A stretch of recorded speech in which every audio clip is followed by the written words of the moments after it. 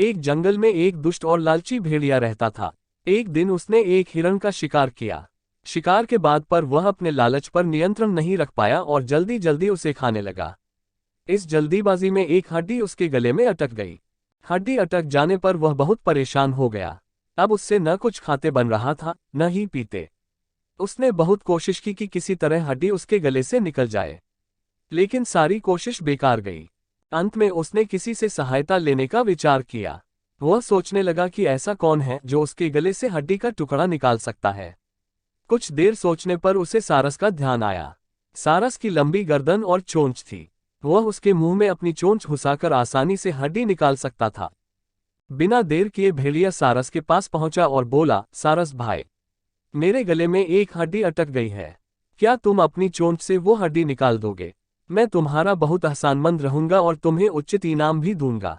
सारस पहले तो भेड़िए के मुंह में अपनी चोंच डालने से डरा, लेकिन बाद वे उसे भेड़िए पर दया आ गया और वह तैयार हो गया। भेड़िए मुंह खोलकर खड़ा हो गया और सारस ने उसमें अपनी चोंच डाल दी, लेकिन उसकी चोंच हड्डी तक नहीं पहुंच पाए। तब उसे अपनी आधी गर्दन भी भेड़िए के मुंह में घुसानी पड़ी। सारस की गर्दन मुंह में जाते ही लालची भेड़िए के मन में लालच जागने लगा। उस सोचने लगा कि यदि मैं इसकी लजीज गर्दन को चबा पाता तो मजा आ जाता, लेकिन उस समय उसे अपने गले में फंसी हड्डी निकलवानी थी, इसलिए वह मन मारकर रह गया। कुछ ही देर में सारस ने उसके गले से हड्डी निकाल दी। हड्डी निकलते ही भेड़िया जाने लगा। न उसने सारस को धन्यवाद दिया न ही इनाम। सारस ने उसे रोककर कहा, मेरा इनाम कहाँ है? तुमने कहा था कि तुम इस काम के बदले मुझे इनाम दोगे। भेड़िया बोला, एक भेड़िए के मुंह में अपनी गर्दन डालकर भी तुम सही सलामत हो, क्या ये तुम्हारा इनाम नहीं है?